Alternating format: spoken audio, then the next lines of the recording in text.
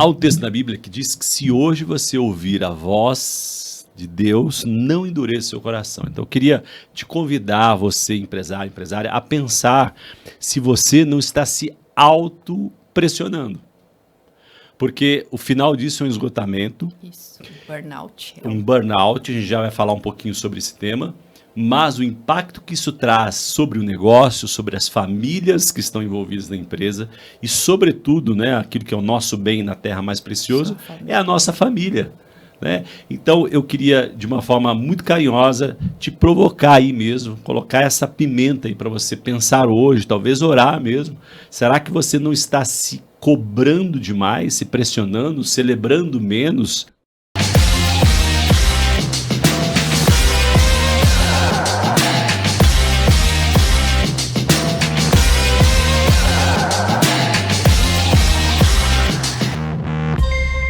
Bem-vindos a mais um podcast do Tela Negócios e Missões. Você já sabe, é onde a gente se encontra para falar sobre cosmovisão bíblica acerca do mundo dos negócios. É como o cristão faz negócio com a lente ajustada do Espírito Santo para manifestar o reino.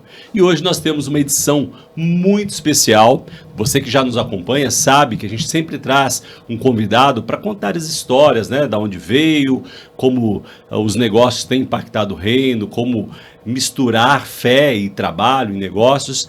Mas hoje a gente tem aí uma dose dupla de provocação dentro do ambiente descontraído, leve, mas para fazer você pensar, e hoje é sobre como pensar. Essa, já dou um spoiler aí, é como a gente discute essa questão do pensar. Então trouxemos aqui duas especialistas aí nessa área do pensamento para a gente pensar juntos, discutir, conversar e poder evoluir nessa arte de servir ao próximo através dos nossos negócios. Vamos nessa? Sem antes te pedir a gentileza de curtir, comentar e compartilhar, senão a produção aí depois me cobra, né? Mas é importante para que a gente possa levar esse conteúdo para mais pessoas e poder abençoar. Abençoar significa fazer prosperar, autorizar a prosperar. E eu creio que todo empresário, toda empresária, empreendedor,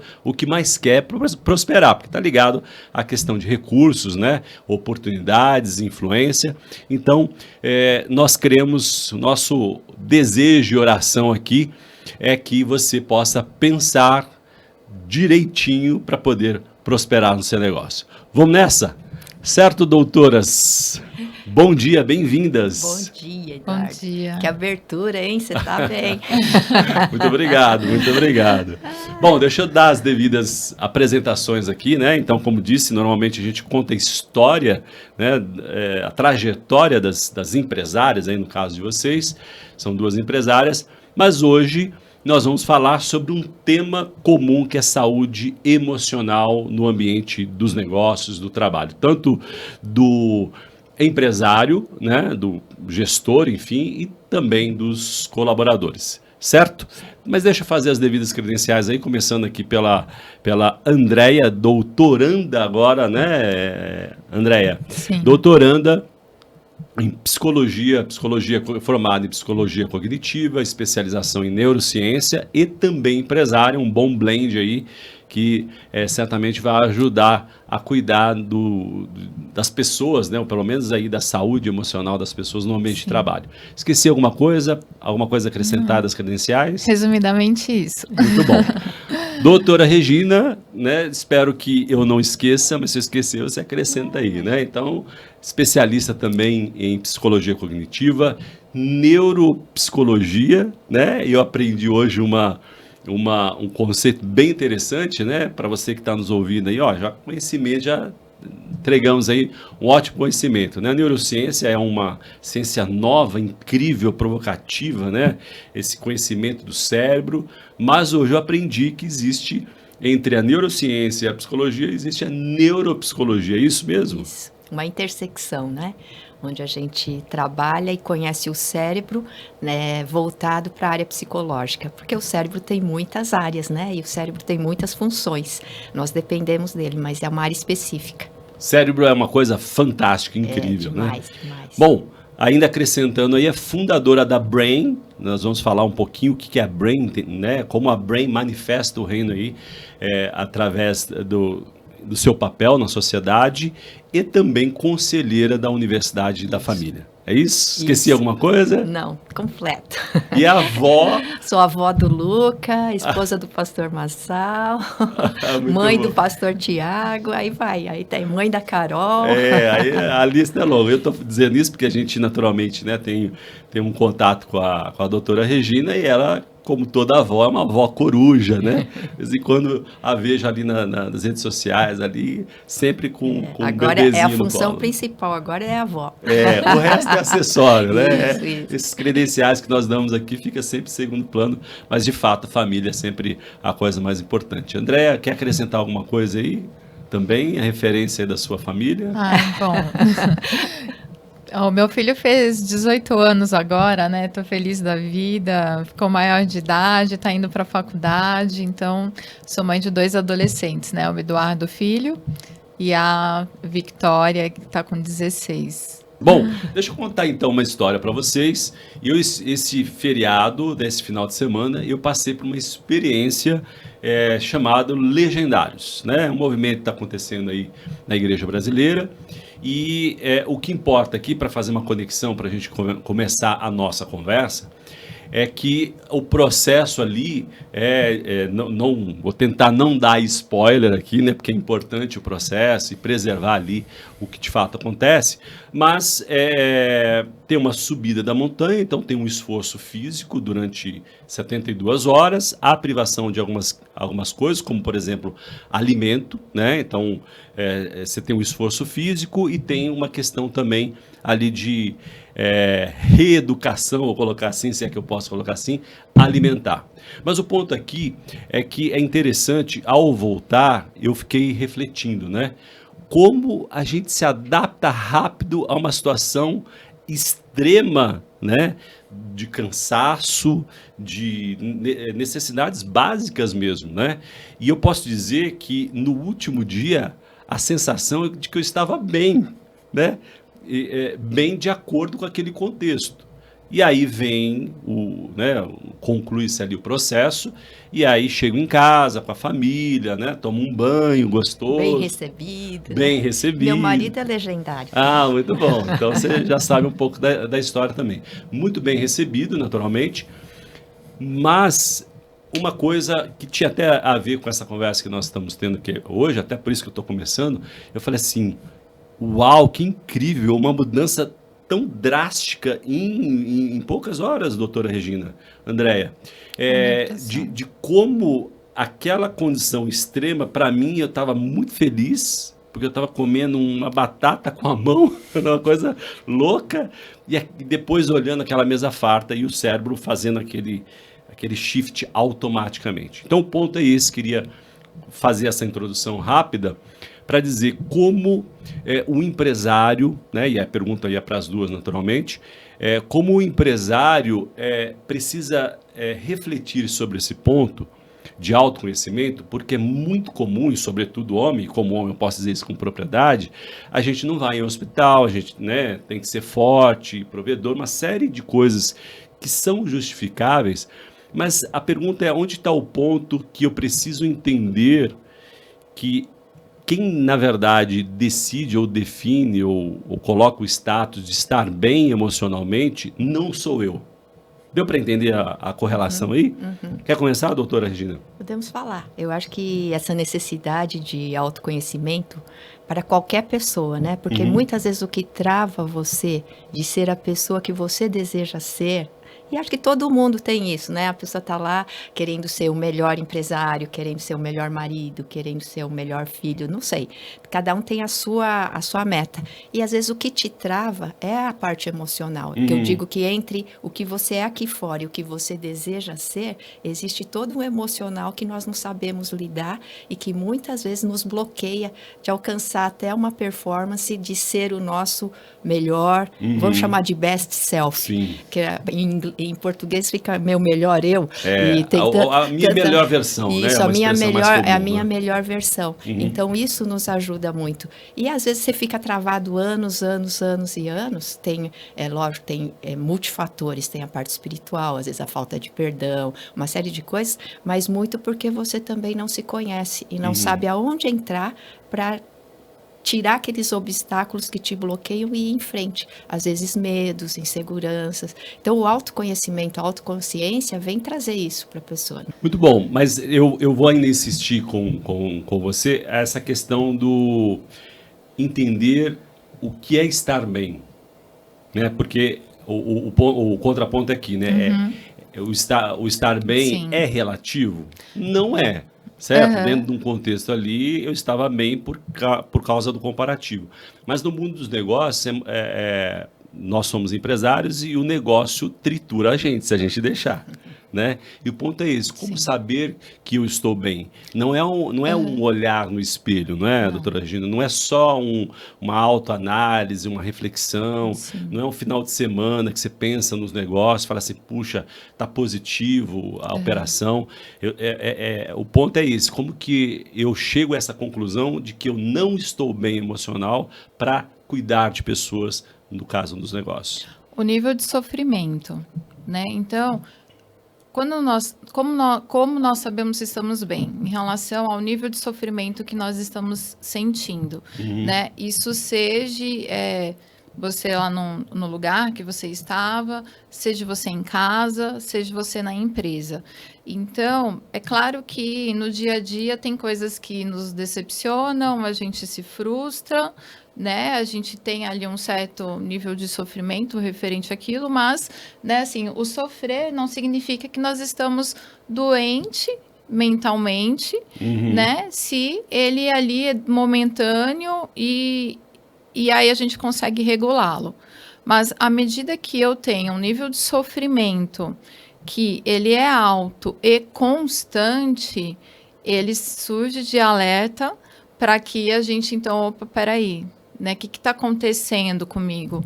Porque esse sofrimento, ele é constante, ele está complicando em relação à minha vida, os meus hábitos. E aí, então, é quando a pessoa identifica que, de fato, ela vai precisar de ajuda. Às vezes a pessoa até está numa circunstância boa, porque você falou aí de uma circunstância difícil, mas às vezes a pessoa está numa circunstância boa e ela não está bem. E às vezes para o empresário a circunstância, e é um falso positivo, né? Isso. Às vezes a circunstância boa o negócio está indo bem, mas não quer dizer que a pessoa ele se auto-engana também, né, Eduardo? Colocando que o dia que o negócio estiver bem, ele estará bem. Que e na verdade não tem a ver. Porque ele pode chegar naquele lugar, como aconteceu com muitos artistas, jogadores de futebol, que alcançaram a fama e o sucesso, só que nunca foram trabalhados no seu eu interior, nas suas emoções, chegaram no topo e viram que não era. Até o Massal conta uma historinha sempre que ele prega, ele fala que você sobe, põe uma escada e começa a subir, achando que ali naquela escada você vai subir, você vai encontrar o que você precisa. O duro é chegar no fim da vida e subir a escada e dizer, pus a minha escada na parede errada. Que loucura, não é porque nós, às vezes, nos enganamos achando que mudar a circunstância é o que vai nos dar bem-estar. E essa é a grande chave.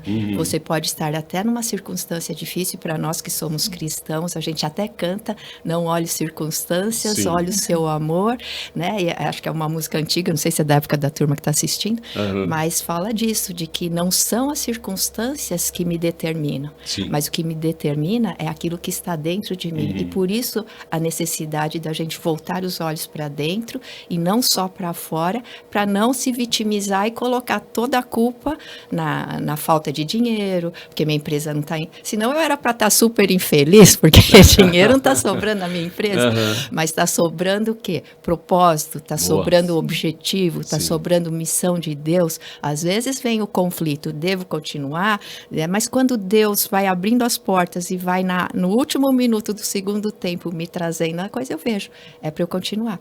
Mas a questão não está dentro de mim, eu estou bem, eu digo que eu estou bem. Isso combina, só para acrescentar aqui, isso combina um pouco o que a doutora Andréia falou, que é a identidade, né? Puxando um pouquinho lá de trás, você entender o que está dentro de você, quem é o Deus que te criou, também vai te ajudar, né? E isso tem muito a ver com uma palavra-chave que é significado. Isso tem a ver com o significado que eu dou para as circunstâncias, né? Então, como ela falou, às vezes a gente está numa situação boa, mas a gente está vendo, né, de forma ruim. Ou a gente está lá numa situação extrema, numa montanha, mas não está vendo ali de uma forma sofredora ali, né? Não está sofrendo. Por quê? Porque isso tudo tem a ver com o significado que a gente está dando para a situação. E no decorrer da nossa vida, a gente aprende a dar significado para as coisas. E isso vai fazendo com que a gente vá internalizando crenças, né? E aí existem algumas crenças centrais que, a partir delas, a gente costuma dar significado para a nossa vida, para as situações. Então, isso seja no ambiente de trabalho, ou seja em casa, ou em qualquer lugar que você esteja, né? Pode ser bom ou pode ser ruim.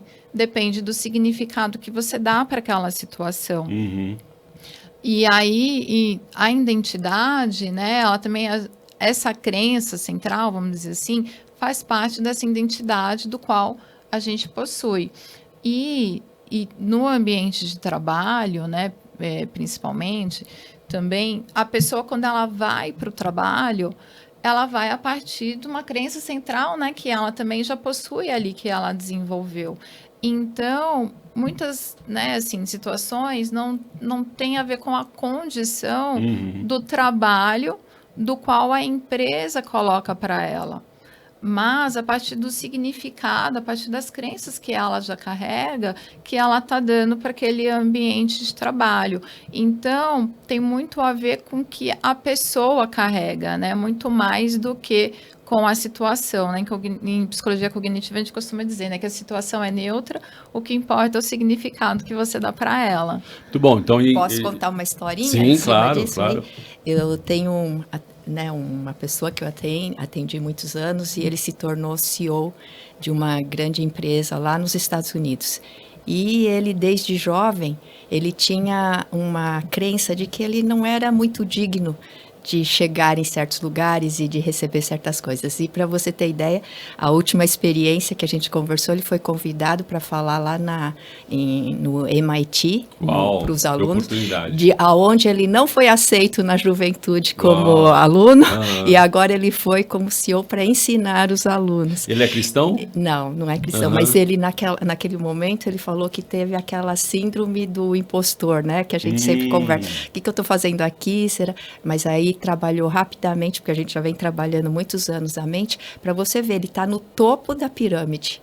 E se sentindo ainda muitas vezes vindo um emocional automático do que ela está falando, de uma crença que já tem sido trabalhada, mas o automático você vai conviver com ele a vida inteira. Sim. Não é porque você tem autoconsciência que você não vai ter pensamentos negativos sobre você. Não é tão matemático assim. Não, mas você vai saber conversar com esses pensamentos, você vai saber remodelar, ressignificar, falar, peraí, eu sou essa pessoa, eu fui essa pessoa, mas hoje eu sou assim, eu penso isso.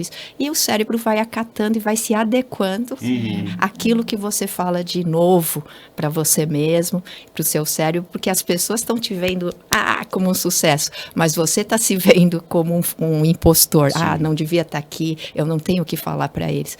Mas você não. A sua trajetória mostra o oposto, que você tem o que falar e que você é essa pessoa. Mas para você ver, é isso que eu estou dizendo, que às vezes a circunstância não tem a ver. Por Por isso, trabalhar internamente é muito importante para trazer esse equilíbrio e essa realidade um pouco mais parecida, equilibrada entre o que é verdadeiramente e o que eu imagino ser, que vem de muitas coisas antigas, da infância, de pais muito rígidos que nunca afirmavam o seu valor. Então, você fica a vida inteira querendo provar seu valor, sendo que você já tem valor, né? Exato. Então, essas pequenas coisas vão fazer total diferença em como você enfrenta a sua realidade, as expectativas, as situações, os eventos, né?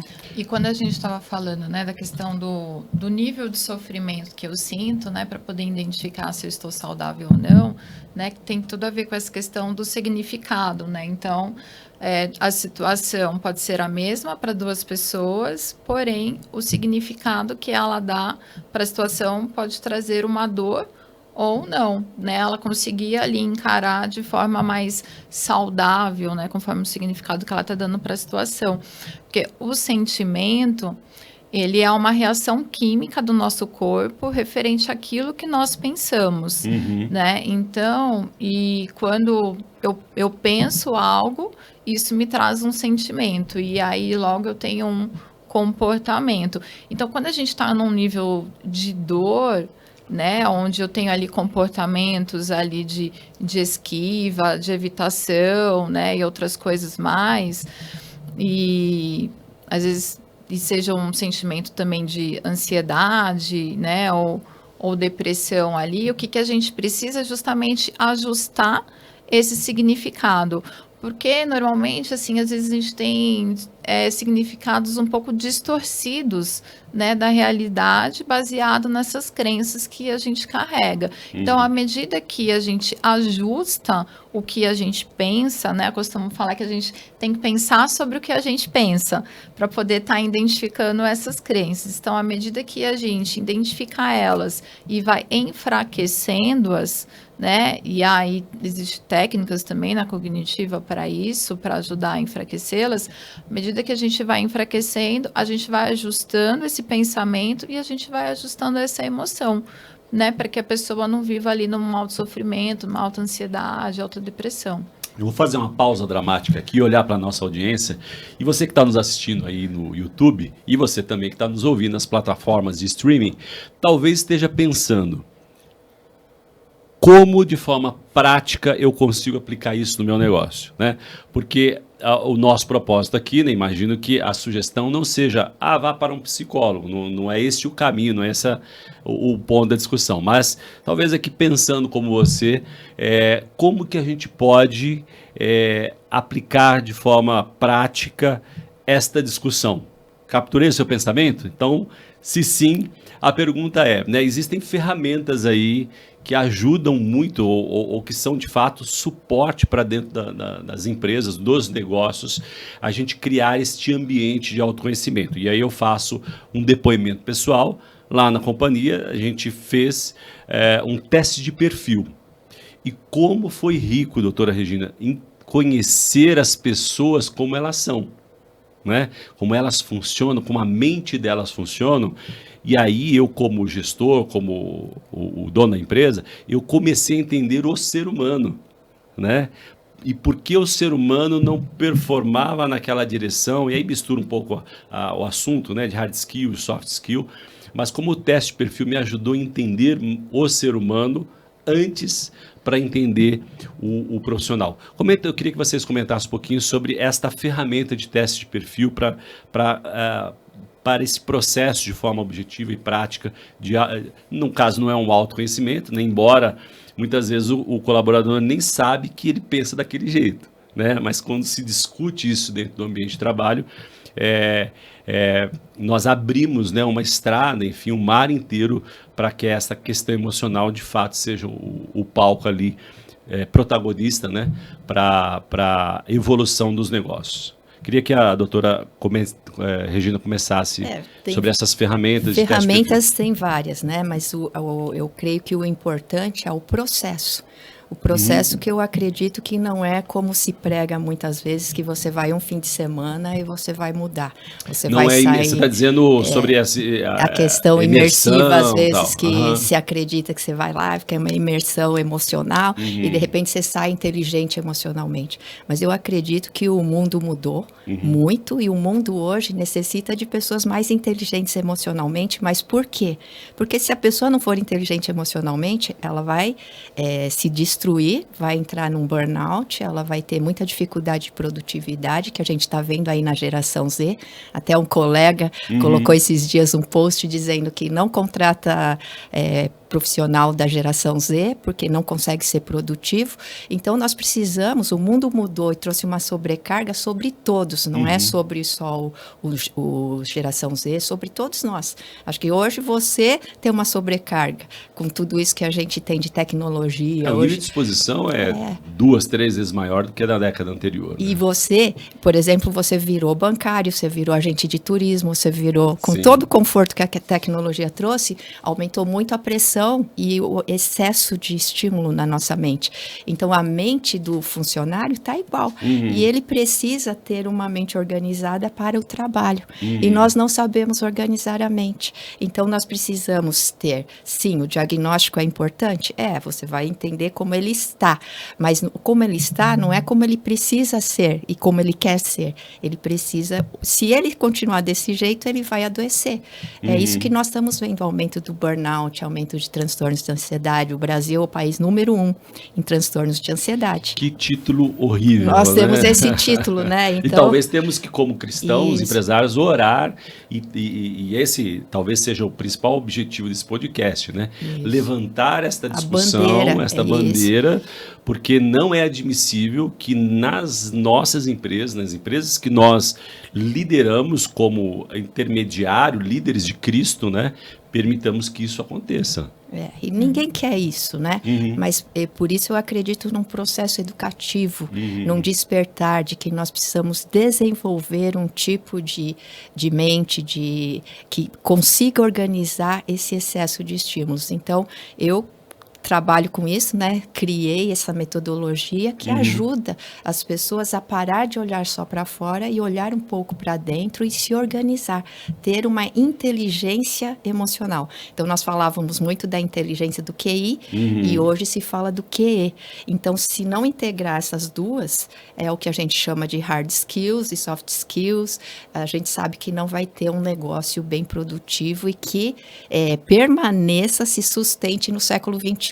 Com o tipo de vida que nós temos, com o tipo de cultura, com o tipo de tecnologia. Então, acho que tudo isso nos provoca para entender, e está aí, eu acho que as empresas começaram a caminhar para esse lado, buscando um pouco de ajuda para quem já adoeceu. Mas nós não queremos ter uma empresa cheia de pessoas doentes que precisam de psicólogo e psiquiatra. Nós queremos ter pessoas que saibam também lidar, não só a empresa, também entender o papel dela nisso tudo, mas também a pessoa, aprender a lidar com pressão, com estresse, com intensidade emocional mais alta por causa de excesso de estímulo e aprender a ter uma saúde melhor, né? Então, tudo isso, acho que a saúde mental está ligada ao desenvolvimento da inteligência emocional. E isso é um processo. Além, é lógico, de todas as ferramentas. Dentro da inteligência emocional, tem ferramentas. Mas não dá para dar uma ferramenta do nada sem entender. Por exemplo, se fala muito de empatia. Precisamos desenvolver empatia na empresa. Um líder, ele precisa ser empático para com seus liderados. Só que a empatia, ela é consequência de um certo desenvolvimento. Se eu não tenho nenhuma consciência de mim, de quando eu fico com raiva, por que eu fico com raiva, como eu me descontrolo quando eu estou com raiva, eu nem tenho consciência disso, eu nunca vou regular isso, e isso vai me impedir de entender a emoção dos outros. Por que você fica mal quando eu te trato mal? Entende? E aí esse cuidado no final do dia não é genuíno, né? É mecânico e não funciona. E comportamental só, né? Sim, então, se você fala para todos os funcionários, você tem que ter empatia, para todos os seus gestores, você tem que ter empatia. A pessoa fala, eu quero. Eu vou fazer... Ela faz uma força tremenda, mas ela não tem o mínimo de consciência sobre ela, nem sobre os descontroles dela. Ela não tem o mínimo de ferramenta para regular a raiva, para saber para que serve a raiva, como que ela usa a raiva de forma positiva. Então, tudo isso vai levar a que ela não chegue na empatia. Vira um cara frustrado, um gestor que está ali querendo ser melhor e não consegue, que é a fala que a gente teve no início, né? Sim. Eu quero o meu melhor. Eu sei que eu poderia ser melhor do que isso, mas não consigo. Então, esse processo, junto com ferramentas, mas um processo educativo, que é o que eu acredito. E falando ainda sobre as ferramentas, né? Teste de perfil, que foi sua pergunta. O teste de perfil, as empresas aqui no Brasil, elas não têm muito a cultura, né, de utilizar o teste de perfil na contratação. E assim, eu digo que é uma ferramenta extremamente importante, porque pensa assim, eu tenho uma posição, por exemplo, financeira, que é uma posição de rotina, né? Se a pessoa ela não tiver um perfil de rotina, ela não vai se adequar há muito tempo ali em relação àquela função, né? Ou seja, pode ser comprometida, né? Os valores podem combinar, mas o perfil não encaixa para a função. Sim. Um atendente de saque, por exemplo, né? Existem perfis que são mais prestativos, né? Outros não.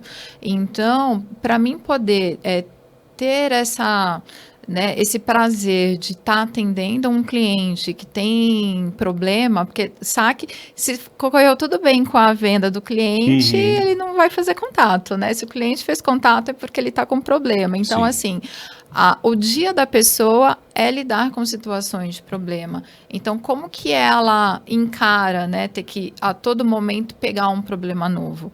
Tendo um perfil prestativo, senão ela não consegue, né, assim, lidar com aquele dia. Então, também a gente fala de saúde mental no ambiente de trabalho, mas a gente também tem que entender que a gente não pode forçar as pessoas a serem o que elas não são. Então, por isso é importante também ser assertivo nesse perfil na contratação, dentro do que ela vai exercer. Então, se eu sou prestativo, tudo bem eu pegar um problema na mão. Eu vou ser prestativo em querer ajudar a resolver o problema daquela pessoa, né? Sim. Agora, tem outras funções de que não precisam de rotina. Aliás, às vezes é uma situação louca, né? A todo momento, situações novas. Então, você tem perfis para isso. Você tem perfis mais criativos, né? Então, isso é importante. Essa questão do perfil também, eu acho que ela é fundamental referente aos sócios. Por quê? Porque, às vezes, os sócios, eles precisam tomar decisões sobre o rumo da empresa, né? Por exemplo. E aí, às vezes, tem aquelas opiniões diferentes, divergentes, né? Ou mesmo pontos de vistas diferentes. Pontos de vistas diferentes. Que tem a ver com o perfil, naturalmente, né? Sim. Então, quando você entende o perfil, qual que é o seu perfil, né? Falando de identidade, né? Qual que é o seu perfil? Qual que é o perfil do seu sócio?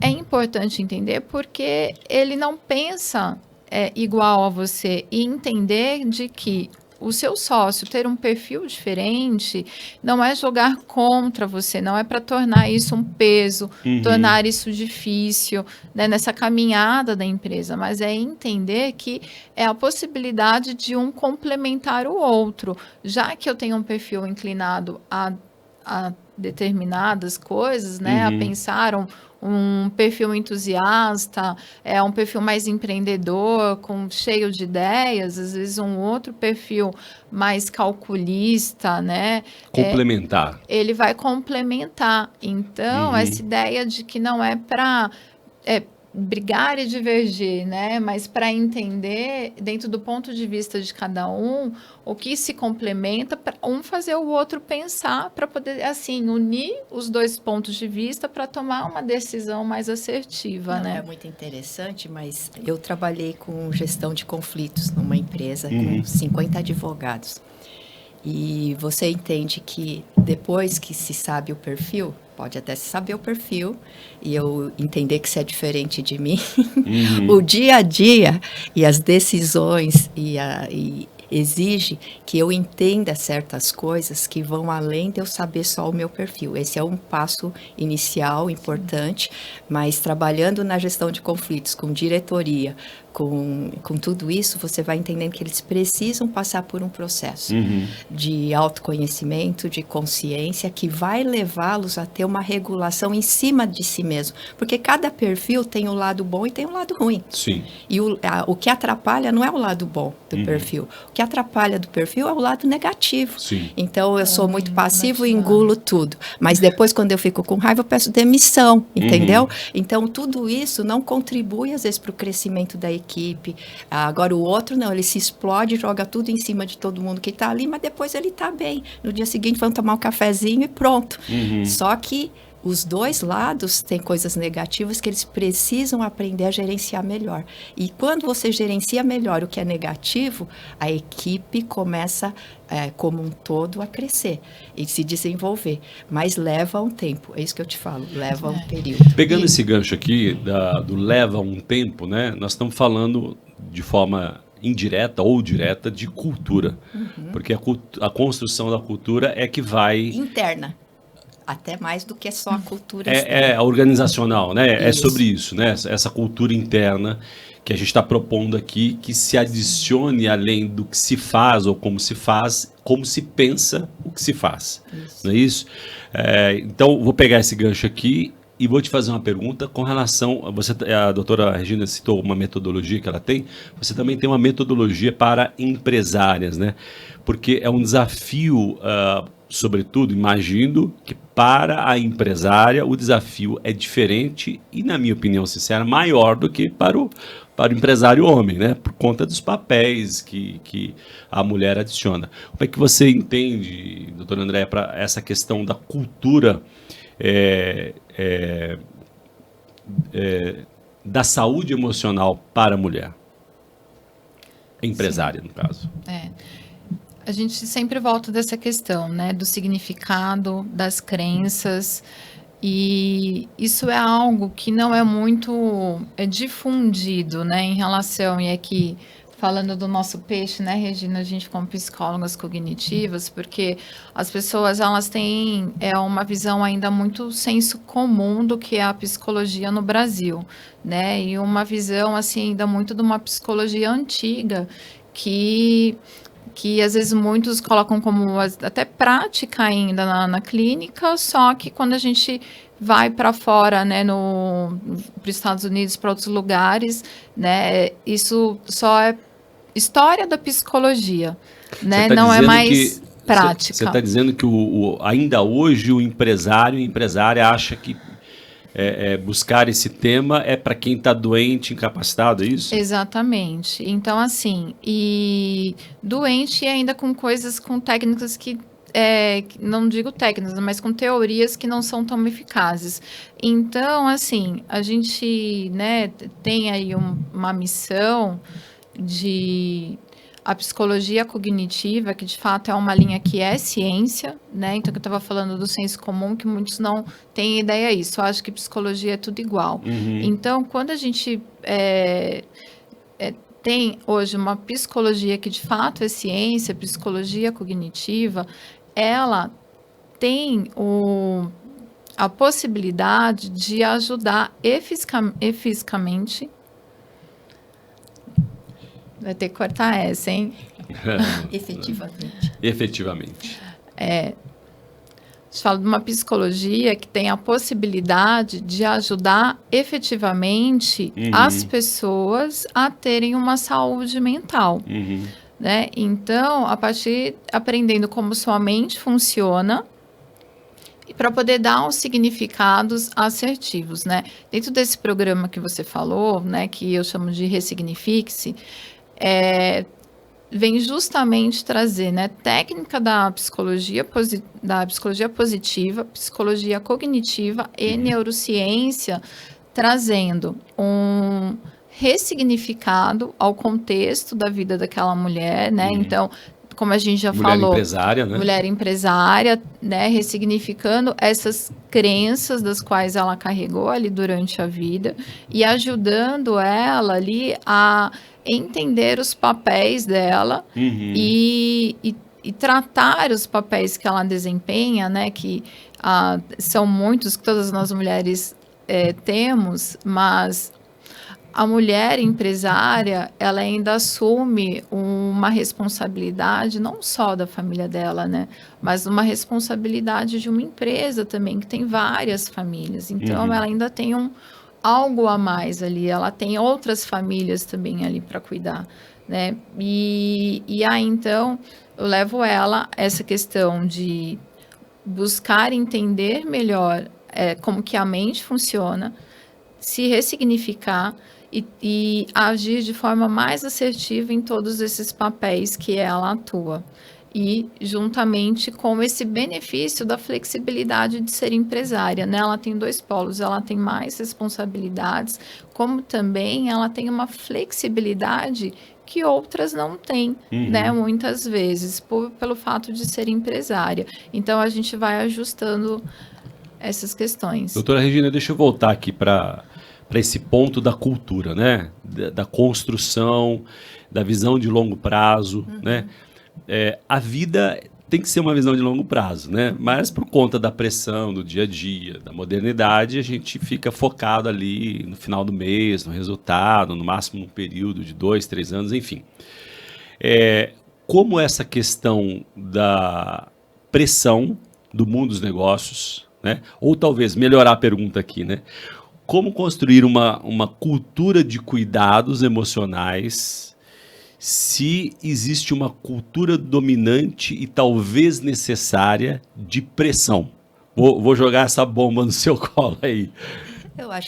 Eu penso assim, quando falo das crianças, por exemplo, eles mudaram o cérebro deles, devido ao tipo de cultura e forma como nós vivemos, virou um cérebro diferente. Eu falo que eles têm um cérebro de uma Ferrari, só que não sabe brecar e desacelerar. Mas nós não queremos que as crianças voltem a ter um cérebro inferior ao que eles têm hoje. Pelo contrário, então, como readequar isso tudo? Eu acho que é da mesma forma.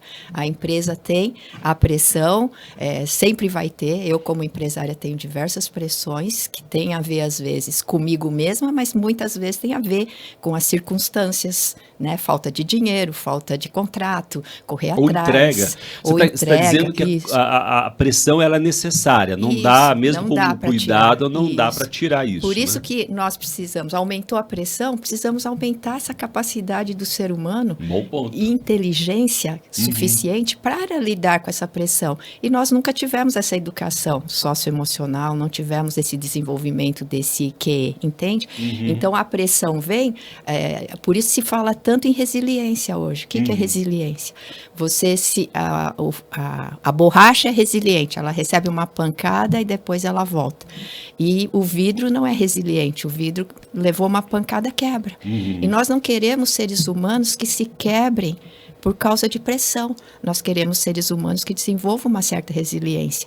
Não estou isentando aqui também o ambiente circunstancial de empresas exploradoras, de empresas que não respeitam em nada o ser humano. Eu estou falando da gente desenvolver a capacidade de eu lidar com o meu estresse no dia a dia, dentro de uma empresa, de uma forma mais saudável. E isso necessita desse reequilíbrio, porque subiu tudo. E aqui agora a gente ficou aquém, porque nós nunca tivemos educação para isso. Então agora, se não subir essa educação, realmente o resultado disso será doença, caos, desorganização e até falta de produtividade. Porque um grupo de neurocientistas veio em 2019 para o Brasil, a convite do pessoal do Itaú, do dono do hospital lá samaritano, eles vieram na Fiesp falar que se não mudar alguma coisa até na educação das crianças, não teremos mão de obra em 2040. Uau! E o que eles estavam falando? Isso, você não está falando de mão de obra só, você fala, está falando de empresa de ganhar dinheiro, mão de obra, não. Nós estamos falando de médicos, nós estamos falando de dentistas. Uau, você sabe que tem um grupo que eu conheci de dentistas em Curitiba, que de um grupo de 40, só um queria ser dentista. Sabe o que os outros queriam ser? estética facial, harmonização facial. Harmonização Porque facial. você ganha dinheiro rápido Sim. fazendo harmonização facial, mas fazendo o curso de dentista, porque a medicina é muito longo. O de dentista daria essa possibilidade. Mas só de um grupo de 40 queria ser dentista. De Meu cuidar Deus, de como dente. é que vai ser? Quem vai cuidar dos nossos dentes em 2040? Verdade, que loucura. Porque né? cuidar de dentes é um processo demorado, dá trabalho, você precisa aprender, ou não é? Quem que quer ser dentista? De cuidar de dente?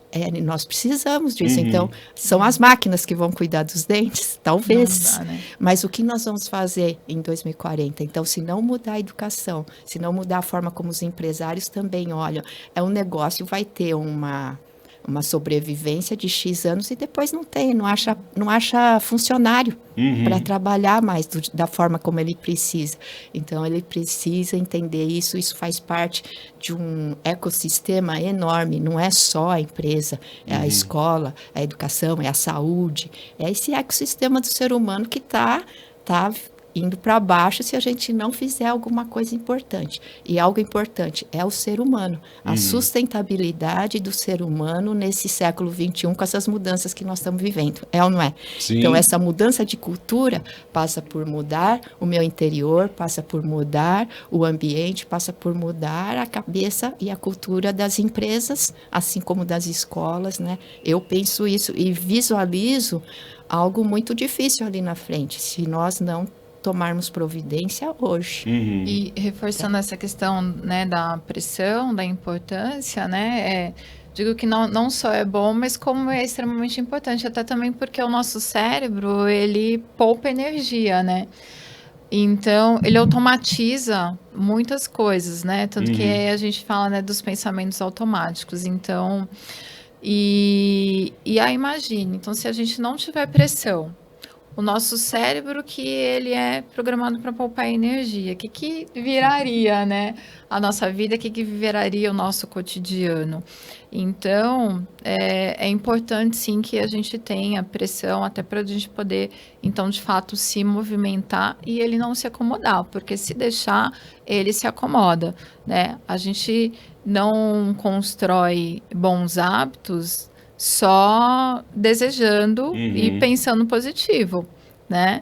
Então, exatamente por isso, porque o nosso cérebro é preguiçoso, então a gente sempre tem que estar lá, né, forçando ele, não, vamos fazer, eu mesmo sem vontade, ir para academia e escolher lá uma refeição saudável para comer e para poder criar os bons hábitos intencionalmente, né, forçando. Então, assim, a gente precisa buscar automatizar os bons hábitos, porque se a gente deixar, a nossa mente, ela sempre vai automatizar os maus hábitos, que eles são, né, mais econômicos de energia, né, mais preguiçosos, né, ou mais prazerosos, né, ali, talvez, que soltam mais dopamina, né, mas não sempre aquilo que a gente precisa fazer nos vai soltar a dopamina e nos vai impulsionar, mas dentro da maturidade de vida a gente precisa, a gente precisa,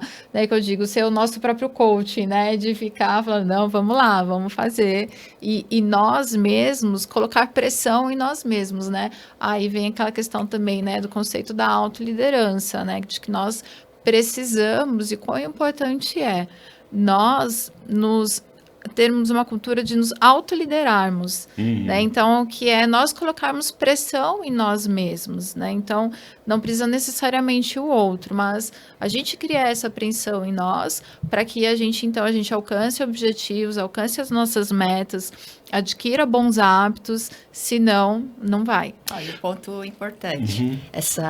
Muitos problemas das pessoas, alguns não põem pressão, mas muitos põem pressão em excesso.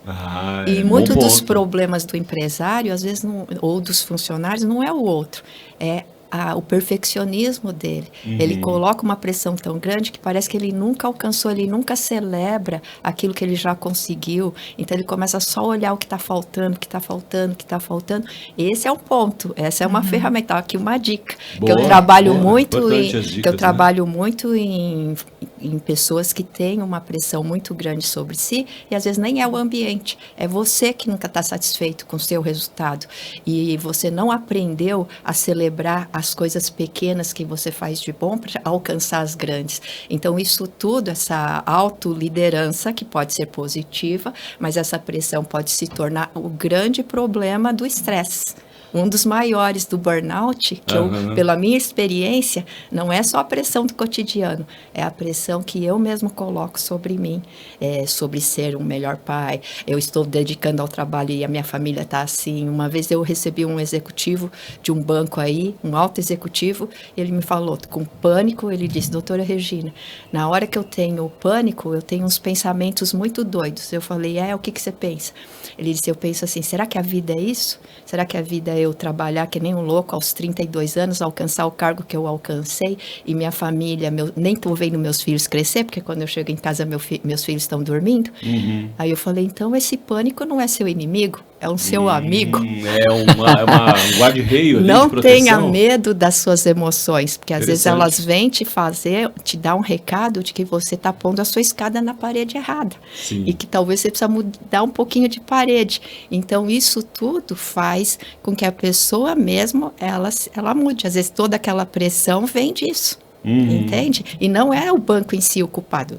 Não estou falando que os bancos não põem maior pressão de resultado. Talvez seja um dos que mais põe, mas eu entendi o ponto aí, né? Do recado ali. Aliás, deixa eu dar um recado então aqui para você que está nos atento aí, né, aos conselhos aqui do tema central de saúde emocional. Há um texto na Bíblia que diz que se hoje você ouvir a voz de Deus, não endureça seu coração. Então eu queria te convidar, você empresário, empresária, a pensar se você não está se autopressionando. Porque o final disso é um esgotamento. Isso, burnout. Um burnout, a gente já vai falar um pouquinho sobre esse tema, mas o impacto que isso traz sobre o negócio, sobre as famílias que estão envolvidas na empresa e, sobretudo, né, aquilo que é o nosso bem na terra mais precioso, é a nossa família. Né? Então eu queria, de uma forma muito carinhosa, te provocar aí mesmo, colocar essa pimenta aí para você pensar hoje, talvez orar mesmo. Será que você não está se cobrando demais, se pressionando, celebrando menos, trabalhando demais para... eu gostei dessa expressão, você me permite, eu vou incorporar, né? Colocando a sua escada numa parede errada. Então, mais uma vez, eu quero deixar você com a provocação do texto bíblico. Se você sentir, se você ouvir a voz de Deus, não endureça seu coração. E aí, dentro disso, né, é importante entender, né? Por que eu faço o que eu faço? Porque a gente precisa ter motivação para fazer as coisas, a gente precisa, né, ter todas essas motivações, e aí, só que de forma funcional, e não disfuncional. Então, por isso é importante, né, aí fica a dica de se perguntar, por que eu faço o que eu faço?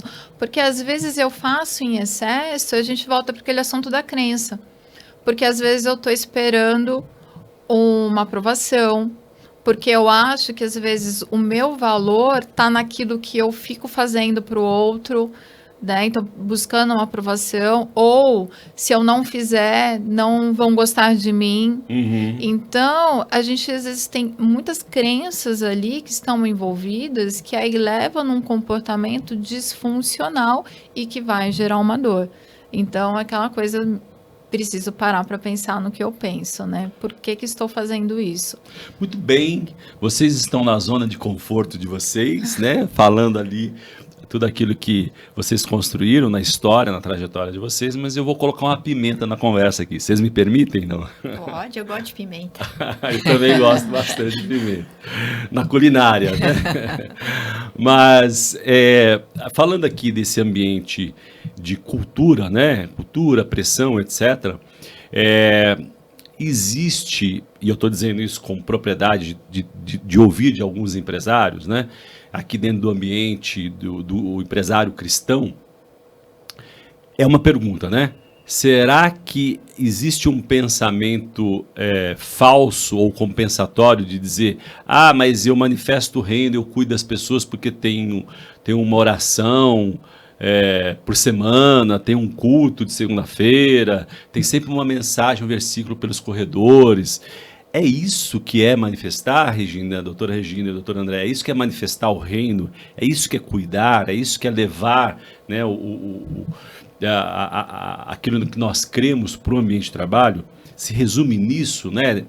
Porque eu também entendo aí dentro mexendo um pouco mais a pimenta, de que, e aí é uma posição bastante crítica, de que o papel da empresa, de um empresário cristão e uma empresária cristão, não é substituir o papel da igreja. Essa é a minha posição, né? De forma bem contundente. Mas como isso, a pimenta aí é essa, né? Como quem está nos ouvindo pode estar pensando, não, mas eu cuido das pessoas, eu levo, né, o cristianismo para dentro do negócio, eu tenho culto, eu tenho capelania, as empresas maiores têm capelania. É isso que é construir uma cultura de cuidado de verdade, de amor, de cuidado para com o ambiente de trabalho? Aí fica à vontade aí para quem quiser responder, começar respondendo. Ser cristão não é você falar que frequenta uma denominação. Sim, né? De fato. E você pode estar lá, mas se você não estiver dentro dos valores do cristianismo, agindo dessa forma, né, então não é ser cristão. E eu acho que na empresa é a mesma coisa, né? Eu falar na empresa que sou cristão, ou se eu ficar lá levando pregação, não que seja ruim, né? Só para deixar claro. Não que seja ruim. Mas se tiver tudo isso e não tiver os valores do cristianismo nas ações, né, não vai ser um ambiente cristão. Então, e ainda mais quando você fala, né, e fala de Jesus, aí você está mais sujeito ainda eles observarem com que valores que você age, né? A régua aumenta. A régua aumenta. E aí, mesmo, e se você também não ficar falando, né, de religião, não ficar falando de oração, essas coisas, mas eles sabem que você é cristão, mas você age no seu dia a dia com valores, né? Então, trata com a verdade, trata com respeito, você age com amor com o próximo ali. Então, dentro ali de todos os frutos do Espírito. Então, isso é um testemunho de vida para que o outro veja em você, né, de fato, nossa, essa pessoa é diferente, né? Eu tenho um chefe diferenciado. E os chefes ali, né, eles criam um clima organizacional.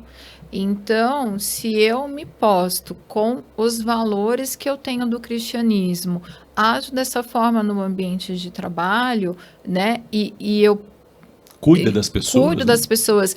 E eu também, assim, eu peço com que eles se portem também com esses valores, né? Com isso colocado como valores da empresa também, para que eles também interajam dessa forma, né? Eu acho que sim, aí é de você ter um ambiente de trabalho ali com o cristianismo, né?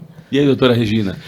E quem está nos ouvindo e fala assim, não, mas tem culto lá na empresa, eu manifesto o reino. E aí você pega num ponto que nós estamos lutando muito até na igreja, de não se tornar algo vão, somente de comportamentos religiosos, porque foi o que Jesus mais combateu. Olha, quando ele esteve. Isso. Jesus combateu o fariseu, que era o expert em religiosidade, em ações religiosas, mas o coração estava muito distante daquilo que Jesus propôs como uma verdadeira espiritualidade.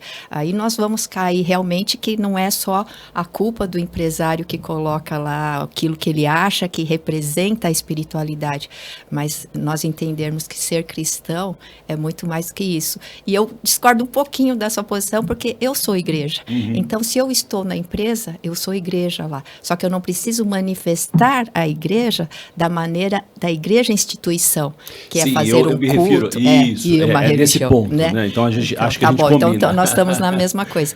Mas levar os ritos e as práticas da igreja, né, ali para o que ambiente de torna trabalho. um ritual vazio se Sim. não tem isso que a Andréia está falando, se não tem os valores, se nós não estamos aplicando realmente a verdadeira espiritualidade, se eu não tenho a identidade integrada. Por isso que eu digo, às vezes nós somos duas pessoas, uma que reage emocionalmente, a outra que pensa, mas não temos uma integração da espiritualidade em tudo aquilo que nós fazemos, em tudo que nós somos.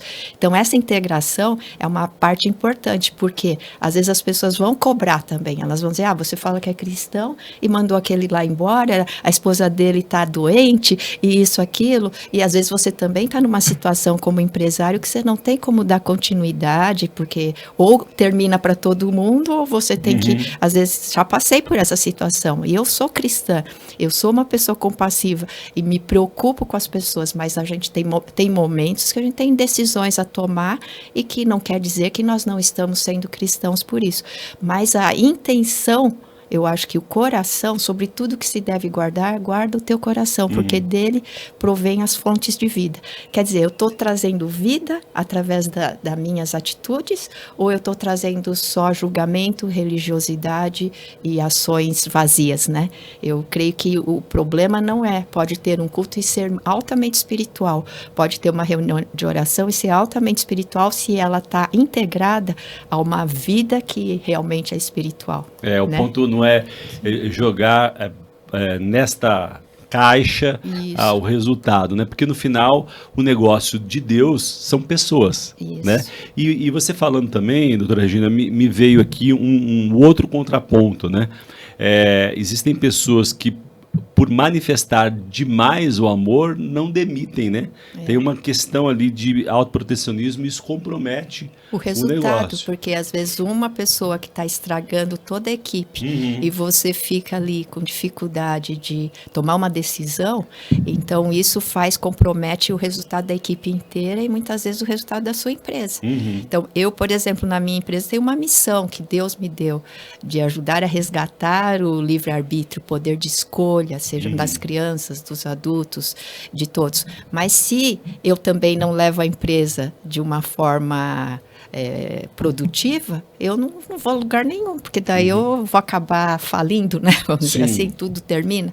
Então tem que ter as decisões, né? E considerar nas decisões, é lógico, os valores, aquilo que a gente pensa como cristão. Então, se a gente pode continuar ajudando uma pessoa, a gente continua ajudando por um tempo. Então, nós temos atitudes diferentes, mas não impede da gente ter as atitudes necessárias, Sim. né? Como cristão.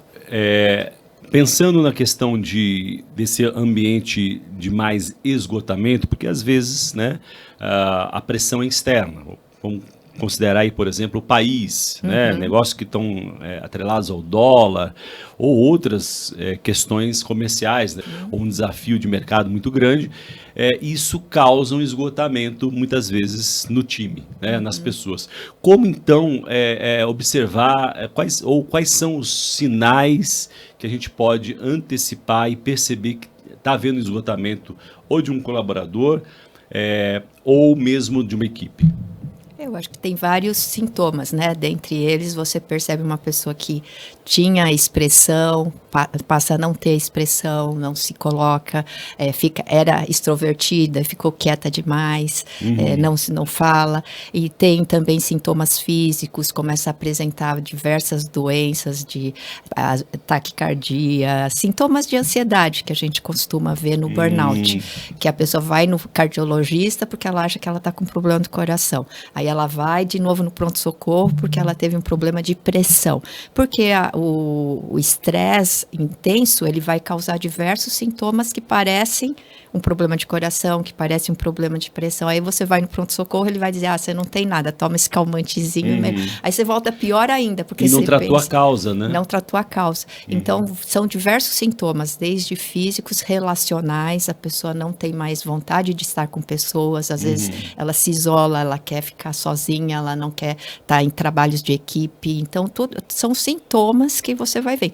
tem as pessoas que já têm esse perfil, como foi falado, não gostam de estar, mas você percebe a diferença quando uma pessoa começa a entrar em exaustão.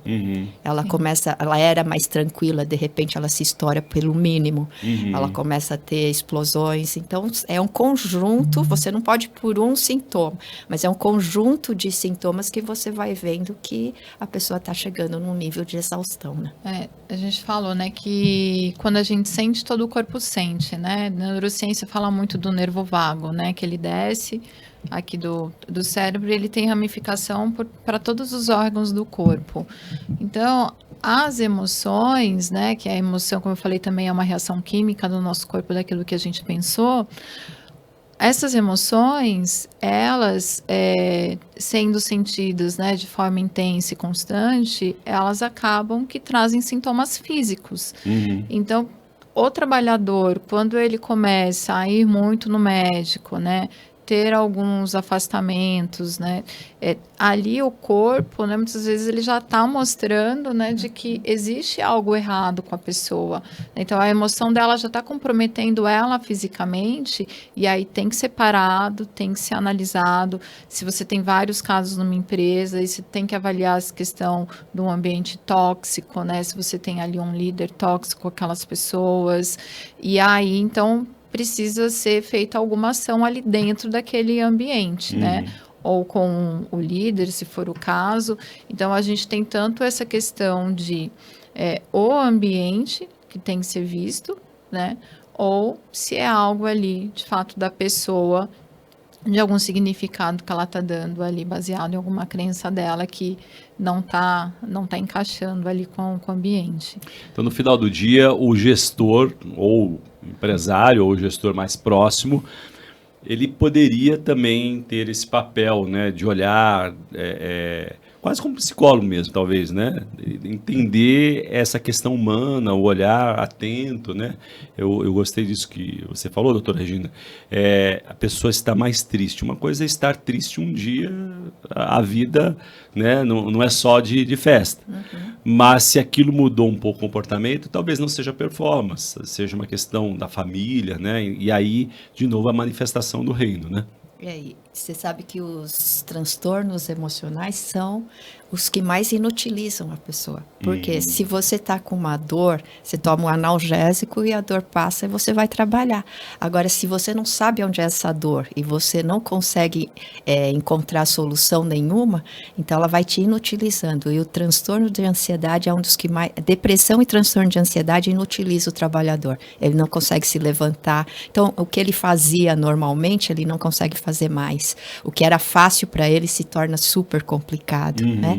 Então, tudo isso mostra uma mudança grande que precisa de ajuda. Aí, já no caso de pessoas que adoeceram já, né? Você está falando da linha da doença, porque nós temos a linha daqui, pessoas que estão próximos dessa linha e que podem adoecer, que é o caso de todos nós. E por isso que nós precisamos aprender como lidar para a gente não passar a linha que nos leva para a doença, né? Porque eu digo que os transtornos psiquiátricos, eles não são de qualidade. Então, não é você tem ansiedade e eu não tenho. Todos nós temos, mas a intensidade que eu tenho vai gerar, como você disse, da tristeza. Todos temos tristeza no dia a dia e temos que viver as nossas tristezas. Mas numa intensidade muito alta, muita frequência, pode significar uma depressão, entende? Então, todos nós estamos expostos a ficar doentes numa hora. E aprender, então, como lidar quando eu estou percebendo que já é uma tristeza sem tanto motivo, que eu não sei explicar de onde que ela vem e não me deixa, e eu estou triste ontem, hoje, amanhã, penso no futuro, me dá tristeza, desesperança, tudo isso, sou cristão, mas parece que não tenho mais alegria. E às vezes isso até aumenta o conflito, né? Isso, aumenta ainda mais, aí você talvez esteja se aproximando dessa linha de adoecer. Então, nós precisamos buscar ajuda, ter toda essa...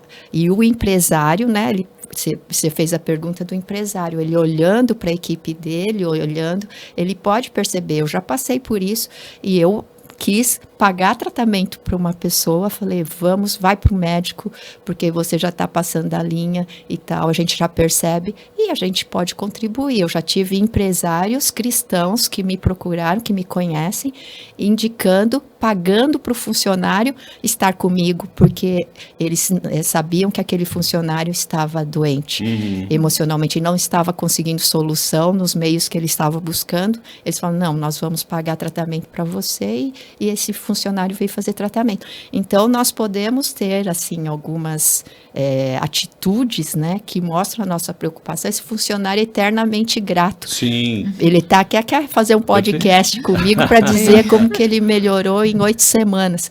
Então, mas é inutilizado totalmente. Ele já não conseguia ir para o trabalho. Uau. Então, isso tudo acontece. Dentro disso, né, vale ampliar aí para quem está ouvindo, de que a medicação, ela trata os efeitos, né, o sintoma, mas não a causa.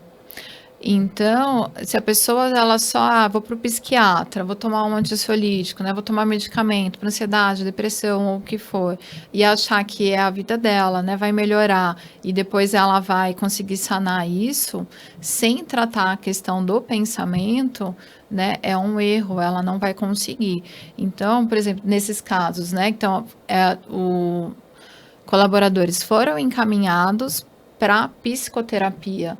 Então, isso é extremamente importante, né? A pessoa também entender de que só a medicação não dá para resolver 100%, né? Porque é aquilo lá, o sentimento é uma reação química daquilo que nós pensamos. Então, o medicamento, ele vai tratar ali a regulação química do corpo, mas a gente precisa tratar o pensamento, o significado que eu estou dando para essas dificuldades que eu estou vivendo que me deixaram doente.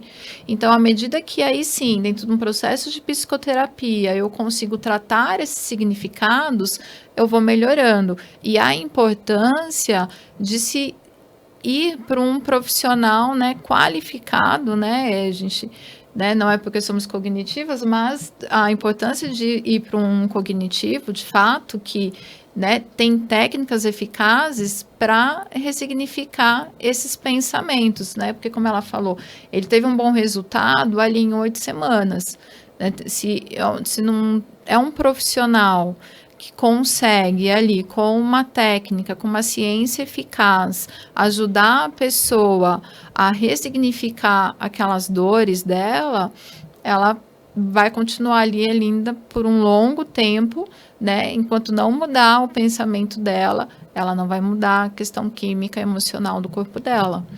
Eu sei que no caso aí, o seu lado empresária, na empresa tem um programa, né, uma metodologia, enfim, não sei qual que é o termo que você utiliza, de que os colaboradores que estão, né, ali um pouco nesse estado de uma tristeza mais contínua, encaminhado para profissionais psicólogos e até financiado isso também, não é isso?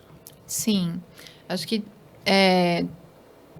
colaboradores, né, que estão com um estado ali crítico de saúde mesmo, né, que a gente falou, né, quer dizer, a regulação ali do nível de sofrimento que a pessoa está, né, ela precisa ali ser encaminhada para um profissional, no caso, uma intervenção, de uma psicoterapia de fato, né.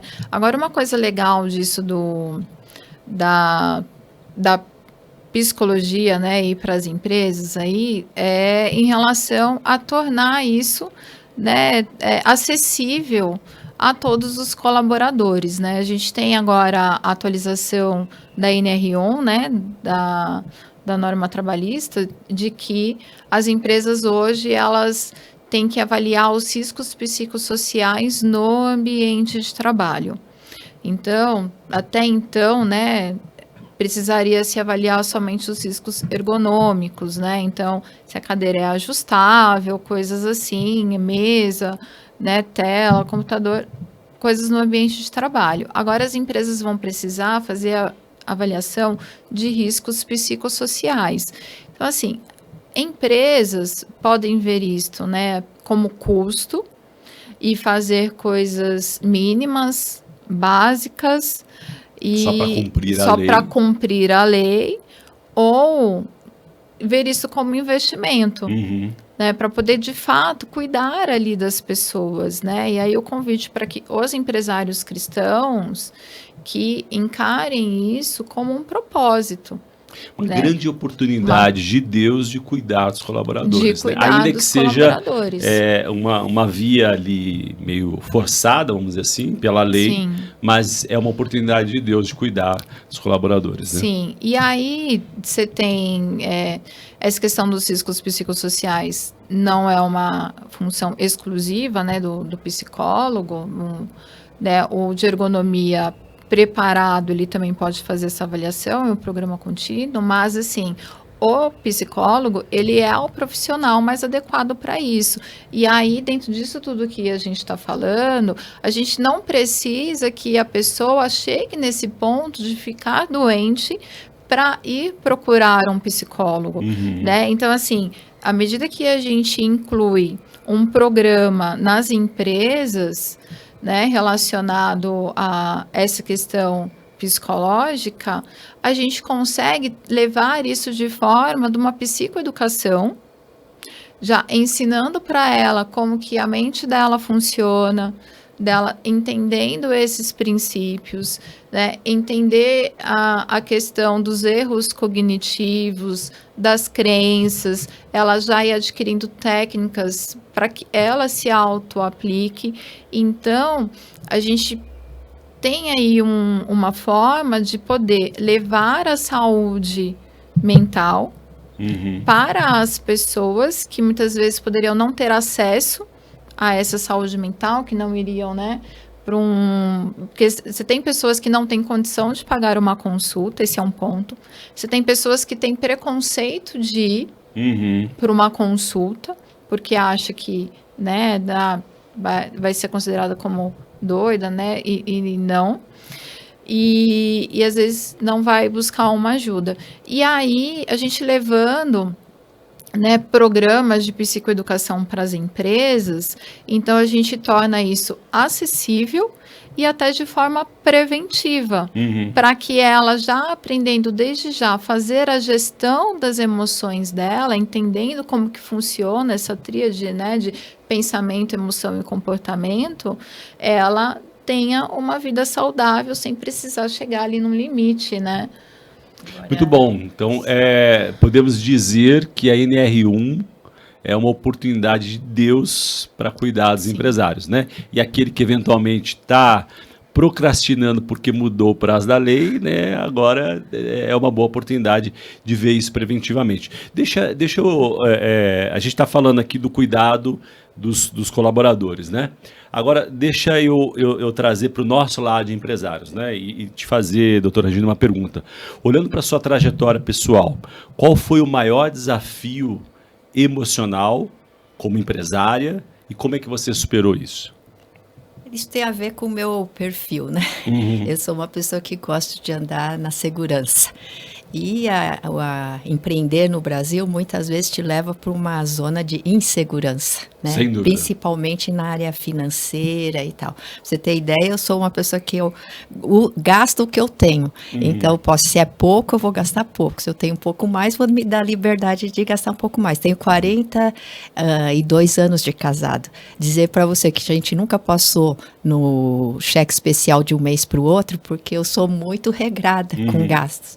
E aí eu vou para uma empresa, abro uma empresa aos 55 anos. Que empresa é sinônimo de tomar risco, né? Isso, tomar risco, e às vezes você não recebe o que você tinha que receber, como aconteceu conosco ano passado, né? 6 meses sem receber de um grande contrato, aí você fica com a equipe para pagar, você tem que depender às vezes de pegar empréstimo, e isso tudo capital resvala de na emoção. giro, isso daí gera insegurança e ansiedade para mim. Então eu tive que trabalhar muito a minha ansiedade nesse período para não entrar num transtorno de ansiedade, me conhecendo, sabendo que aquilo é gatilho para mim. Ficar com um problema financeiro e dificuldade de pagar os meus funcionários, ficar com aquela questão, preciso mandar embora, preciso segurar, mantenho a equipe, pego o dinheiro emprestado, sabe? Isso foi o maior desafio, porque trabalhar para mim não é desafio, fazer cada vez mais e ter visão não é desafio para mim, porque eu sou uma pessoa pessoa que vejo e que vou fazer.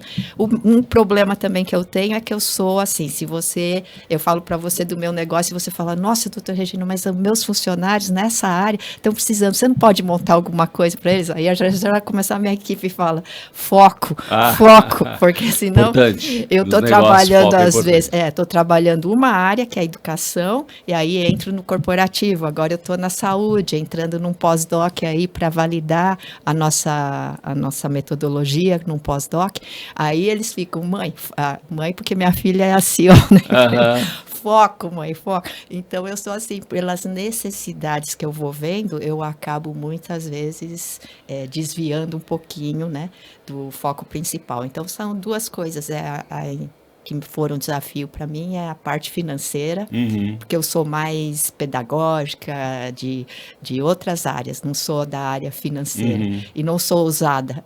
Vamos sem dívida, com tudo, isso me preocupa, não pode tirar meu sono. E essa parte de foco, né? Foco, porque às vezes você precisa focar até aquilo dar certo para depois pensar em outra coisa. Boa. A Brain, que você fundou junto com a sua filha, assim, né, como 87%, se eu não me engano, o Sebrae diz que as empresas no Brasil, 87% são empresas familiares, né? Conta um pouquinho sobre a Brain e a missão da Brain e como a Brain manifesta o reino, né? Como nosso tema aqui do podcast é negócios e missões, como a Brain é um negócio misturado com missões. Porque eu trabalhei sempre na saúde, na área de clínica, então você trabalha com a doença. E vendo a necessidade que as pessoas, muitas vezes as crianças me falavam, tia, você ensina isso para minha mãe? Porque ela também precisa. Boa, às vezes os pais trazem a criança e a criança manifesta alguma coisa, mas ela também percebe que os pais têm o mesmo problema de descontrole emocional. Isso. E aí eu fiquei vendo, puxa, na saúde eu consigo atender quantas pessoas? 20 pessoas por semana, 30 no máximo, isso vai me dar um esgotamento? E por quanto tempo? E na educação, eu poderia transformar tudo isso, levando, como ela disse, que no corporativo, nas escolas, para que as pessoas crescessem nesse conhecimento, aprendessem e nem chegassem a ficar doentes. Sim, então, essa ideal, foi a grande missão que me levou a migrar da saúde para a educação. Ainda estou na saúde, porque eu atendo ainda, mas de migrar para a educação e fazer educação corporativa, educação nas escolas, essa educação socioemocional para desenvolvimento desse QE, desse quociente de inteligência emocional. E com isso nós começamos a levar a possibilidade, porque eu comecei também, sabe como? Porque na igreja, como pastora há muitos anos, e via pessoas de alta espiritualidade, líderes, e que tinham muito problema emocional. Falei, alguma coisa está faltando para a gente, né? Sim. E trazendo ministérios como foram o Veredas Antiga, trabalhava essa área. Mesmo assim, pessoas que eram até líderes desse ministério, doentes emocionalmente. Falei, precisamos entender um pouco mais. Aí eu fui me aprofundar um pouco mais nisso tudo e entender essa integração que é necessária das emoções, do corpo, da espiritualidade, porque você não é só espiritualidade, você não é só corpo e você não é só emoção. Sim. Você é um conjunto. E quando uma parte desse conjunto está doente, todas as outras sofrem as consequências. Não é verdade? Quando você está com depressão, sua espiritualidade, às vezes você questiona, nossa, será que eu sou cristã porque eu estou com depressão? O outro, eu estou com ansiedade. Então, quando uma das partes está muito doente, a gente acaba como um todo sofrendo. E quando você tem saúde, e muito da doença das pessoas não era física, era emocional. E com pouco entendimento, muito preconceito. E aí que me levou a entender isso e trabalhar nessa área, levando o bem-estar e a saúde melhor, tanto para a igreja quanto para a sociedade. Por quê? Uma das coisas, eu fui numa escola cristã, diretora muito cristã, dessas que reunião de oração, e nenhum professor não cristão, e ela me falou, doutora Regina, beijou minha mão, que bênção que Deus deu isso para você, ela disse. Mas por que você não põe os versículos na sua apresentação? Falei, fulana, é porque eu quero beneficiar todas as crianças, porque senão essas crianças não saberão mais fazer escolhas no futuro e nem poderão se converter, porque a conversão é uma escolha que você tem que fazer. Você tem que pensar a médio e longo prazo, pensar na vida eterna e não nos prazeres só daqui, porque se você for só reação emocional, você só vai pensar no prazer de agora. De imediato. Então eu falei, é por isso. Eu quero atingir as crianças cristãs, mas também as não cristãs. Gera escala, né? E precisa ser sábio, né? A coisa certa, da maneira certa, no momento certo. Né? Não que a palavra de Deus ela não possa ser exposta, aliás, né? Temos que, como empresários, ser intencionais, mas às vezes botar um versículo na apresentação fecha a porta para você levar. Por exemplo, a escola pública, que eu trabalho com escolas públicas. Eu sou bem aceita porque eles percebem com conteúdo, consistência, não só de valores, mas também consistência técnica, científica. E eu escolho da ciência aquilo que eu acredito. Porque a ciência tem os seus lados, né? Tem o lado neurobiorreducionista, que acredita que você é só fruto de um corpo, de um cérebro, você não tem uma alma pensante. Eu acredito e tem outro viés da ciência que vê diferente. Então eu vou pelo viés da ciência que combina com tudo que a palavra de Deus diz, e então transformação de mente é a palavra de Deus. Só que eu não vou pôr lá o versículo, transformai-vos pela renovação da vossa mente. Você pode pôr esse versículo de forma como conteúdo, né? Mas no conteúdo é isso que está, né? Então essa a nossa missão, esse é o nosso propósito, não só de atingir educação, saúde e corporativo. Bom, quem nos acompanha aqui já sabe que eu sempre faço uma pergunta relacionada à inteligência artificial, porque ela virou onipresente, né, nas nossas vidas, e eu acho que tem a ver, né, também com esse tema de psicologia, ou pelo menos eu vou tentar misturar aqui com o tema de psicologia. Esta semana saiu aí uma pesquisa feita pelo MIT, bastante discutida, está fazendo um barulho enorme, né?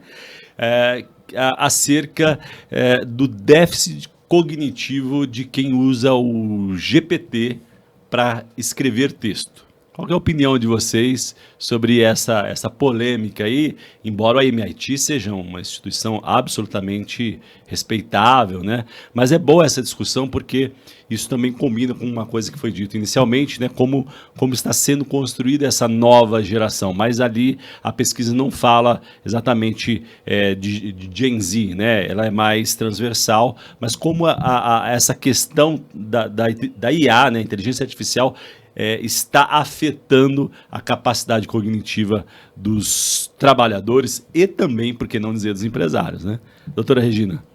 O cérebro ele é muito conectado em tudo. E uma área, ela influencia muito o desenvolvimento de outras áreas. Pra você ter ideia, eu tive um paciente que tinha um problema auditivo desde criança. Só que os pais só foram descobrir com 5 anos. Uau! Isso criou um déficit nele que ele não conseguia ter pensamento metafórico aos 21 anos. Se eu falasse para ele, água mole em pedra dura, tanto bate até que fura, ele só entenderia a água batendo na pedra. E entender, fura a pedra, você entendeu?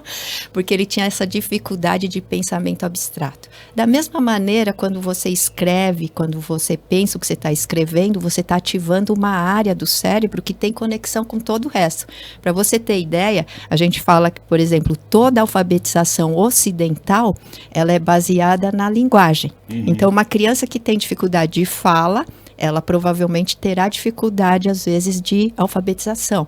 Que nem no Oriente, a alfabetização é baseada no viso espacial. Por isso que os japoneses orientais são muito bons em engenharia, matemática, e tem muita dificuldade de linguagem. Não sei se você já percebeu que eu, pelo menos, não sou a eloquente que eu gostaria de ser, porque eu sou oriental, eu tenho um cérebro... Mas você fala bem. Mas comparado com a média, né, os orientais são mais... Parece até que introspecção, mas às vezes nem é, né? Então, o desenvolvimento do cérebro. Então, hoje, quando nós paramos de utilizar uma área muito importante, que é a área da escrita, a área de escrever e de criar palavras e juntar palavras e fazer textos, você acaba realmente tendo um déficit cognitivo. Agora, o grande problema eu vou pensar sobre mim nessa área, porque eu estou usando muito a inteligência artificial, que tem acelerado demais a minha produtividade, muito. Então, o que eu levaria 6 meses para fazer, hoje eu faço numa semana, entende? Enquanto eu tomo café e com menos estresse. Ajuda, inclusive, a escrever Sim, artigos, escrever livros, né? Isso, artigos, livros. Eu faço material didático, então me ajuda muito. E agora, eu tenho que rever se eu estou tendo perda cognitiva, porque eu nunca testei.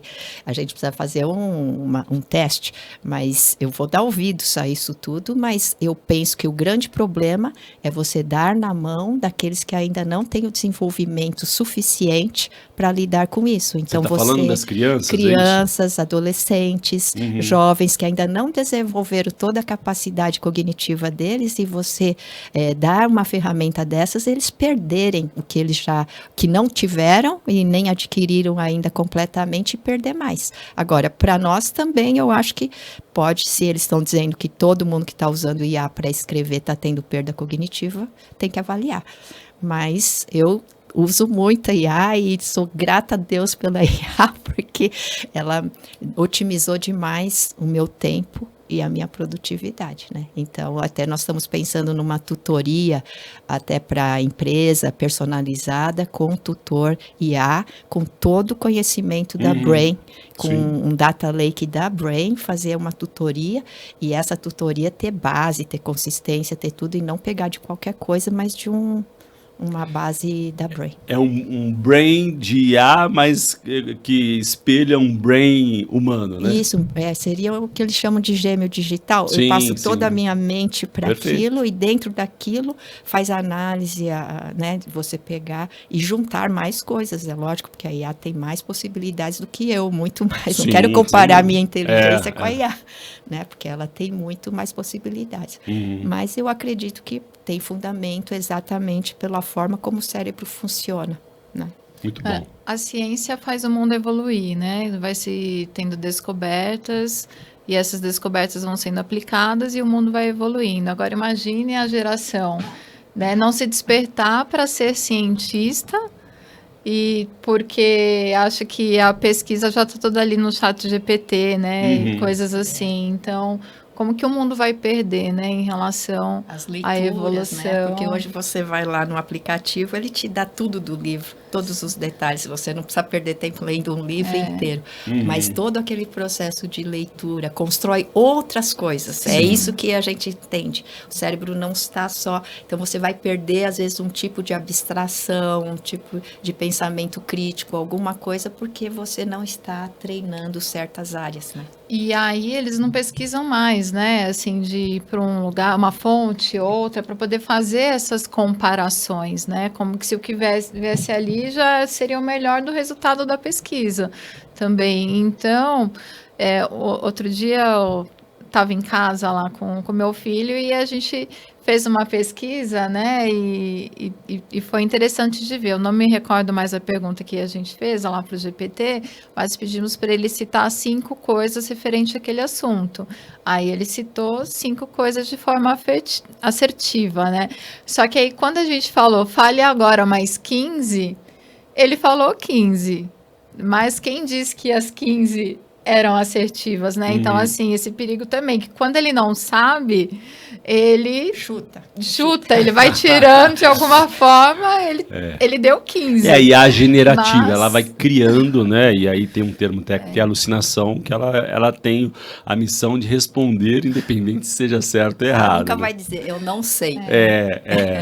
Ou pelo menos, né, quem sabe aí estamos prenunciando a tal da superinteligência artificial, ela tem essa capacidade aí, segundo os especialistas, de se auto-questionar, e aí que é o lado meio Hollywood, né, da inteligência artificial, que ela vai se auto-analisar e vai se auto-criticar, mas é um papo para cinema, né? Para nossa audiência que fica aí a observação, né, ativa então, segundo a levantada de bola da doutora Regina, ativa o modo pai, né, e entenda aí se seu filho está usando a inteligência artificial de forma a comprometer essa capacidade de construção de pensamento, capacidade crítica. É impossível viver sem tecnologia. Eu sou super entusiasta, né? Quero inclusive agradecer aí o apoio, patrocínio da Wings Group AI. Se você precisa de algum tipo de serviço, enfim, de alguma coisa para a sua empresa, de otimizar processo, a Wings Group está aí para poder suportar, como outras tantas, né? Mas a gente sempre recomenda aqui os nossos parceiros, mas não deixe de ser pai, né? Não existe pai digital, né? Pode ter os gêmeos do cérebro digital, mas o pai digital de fato não existe. Na verdade, eu acho que é uma continuidade, uma coisa que eu sempre também achei muito negativo, que é aquela visão triste, né? Eu vou ser sincero e dizer que aquilo me dá uma revolta, né? Mas pais que estão num restaurante e a criança não come, fica no celular o tempo todo, né? E aquilo é uma loucura, né? Aquilo é um destruir do cérebro intencional, achando que o filho é um robozinho e fica quietinho. Destruindo o cérebro social, que é através do qual nós aprendemos muitas coisas de maior valor. Convivendo, conversando, aprendendo com você, aprendendo com ela, como ela reage. Para isso você precisa prestar atenção. Agora, quando a sua atenção está toda voltada para o celular, você está perdendo tudo do ambiente.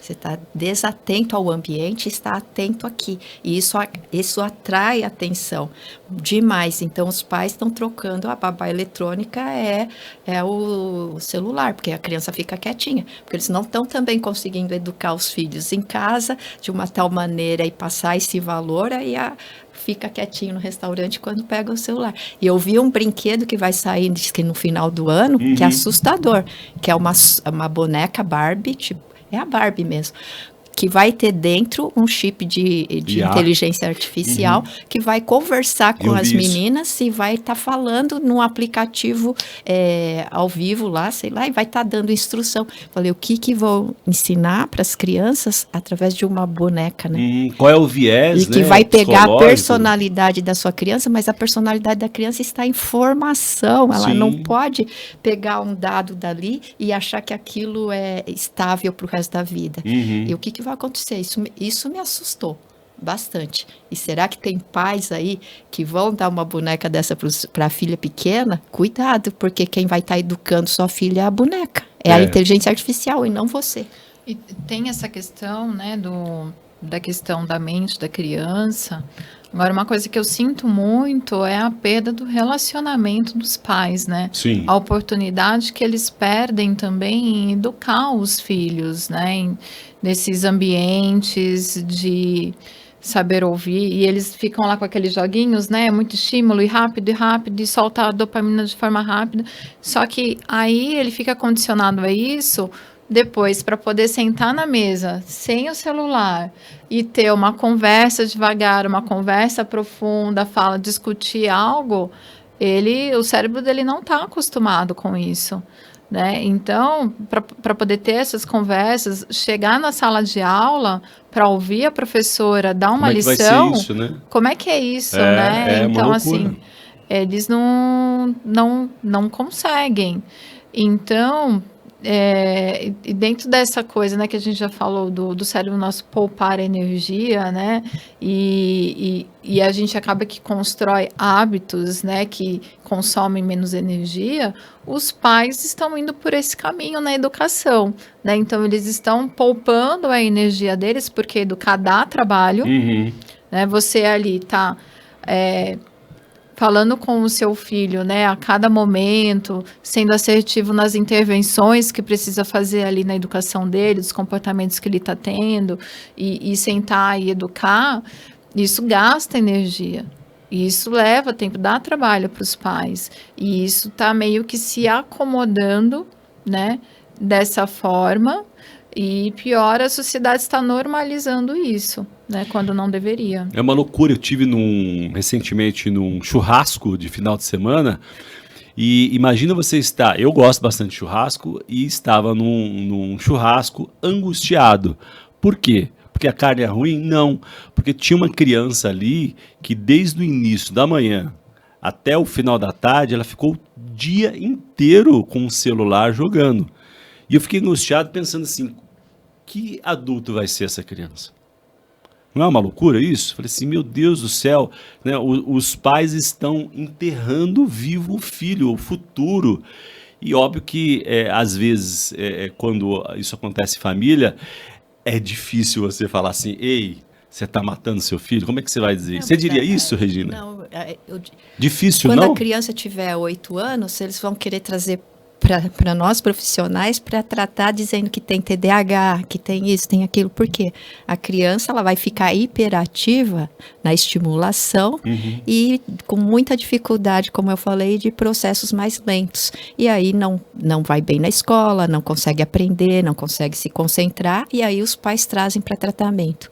E Você às vezes entende? isso na vida adulta vai comprometer o casamento, porque não tem capacidade de se relacionar com o outro ser humano. De dar atenção para o outro, né? Então é um conjunto, né? É um conjunto, por isso que eu digo, subiu muita coisa aqui. Agora a gente precisa subir a mente do ser humano para poder lidar com tudo isso de uma maneira mais saudável, mais inteligente. Porque senão nós vamos virar vítima das descobertas, das grandes viradas que são boas, Sim. podem ser boas, mas que vai vitimizar muita gente que não tem capacidade suficiente de entender todo esse conjunto, né, de fatores, que eu acho que é complexo. É fatores demais influenciando alguma coisa. Então, a gente precisa entender o todo para que possa ter ações que sejam educativas, né, e não corroborem essa perda cognitiva, essa doença da criança, crianças com 10 anos tendo que tomar remédio tarja preta. É muito difícil, eu acredito nisso. Os pais não querem isso, com certeza, né? Mas terceirizar para a tecnologia e educação definitivamente é uma atitude absolutamente reprovável, né? Criança. E você usa essa expressão complexa, eu concordo com você, mas para muitos ela vira uma desculpa no sentido de dizer, puxa, é muito complexo. Mas eu resumiria talvez essa nossa conversa toda aqui pensando da perspectiva de Deus. Porque a perspectiva de Deus, qual é? Relacionamento.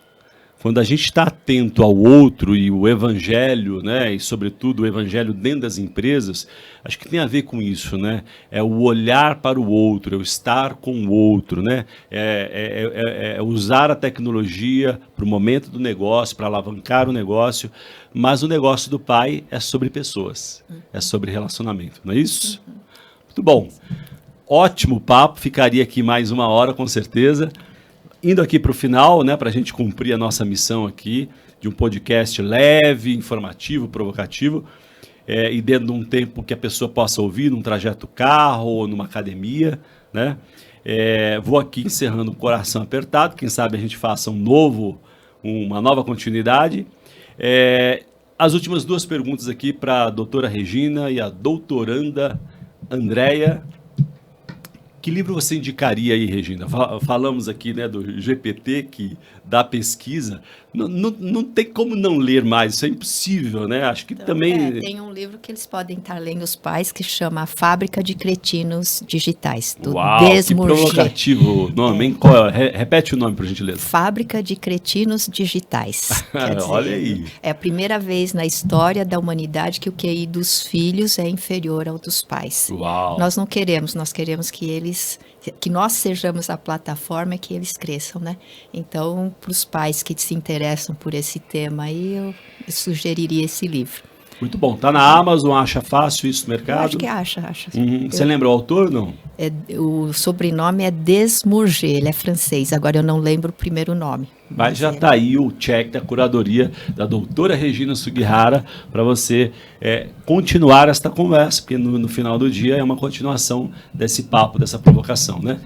Doutora Ana Andréia, qual seria o livro que você indica aí para a gente continuar essa conversa com os empresários, a pensar como se pensa, né? Ou este cuidado, esse olhar de relacionamento com o nosso colaborador e conosco mesmo também. Sim.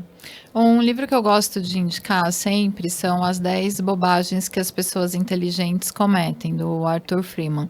Tem na Amazon e ele vai falar muito dessa questão das crenças, dos erros cognitivos mais comuns que as pessoas cometem. Então, vai dar uma luz assim maior de tudo que a gente falou aqui. Ajuda aí no autoconhecimento, que Sim. No final do dia também é um pouco o nosso papo aqui, né? Pergunta final, doutora Regina. Qual o sonho grande da fundadora da Brain? Meu sonho grande é ver a educação socioemocional alcançando a sociedade para que as pessoas saibam regular as suas emoções e não vire aí um perigo de que por uma briga de trânsito alguém saia e dê um tiro, porque não entende, não sabe se autorregular, né? Então, eu penso que serve tanto para os cristãos, porque nós temos emoções e também não sabemos como lidar com elas, e para toda a sociedade. Eu creio, a minha missão é lidar com isso. Muito bom, que seja bem sucedida, que você amplie os negócios para a área da educação e impacte a educação do Brasil. O meu lema da Brain é educar o cérebro para transformar o ser. Uau, muito bom, muito bom. Que esse sonho se torne realidade breve, precisamos, né? Doutora Andréia, qual é o sonho grande aí da fundadora da Cognitree? Tornar a psicoeducação mais difundida mesmo dentro das empresas, tornando a saúde mental mais acessível.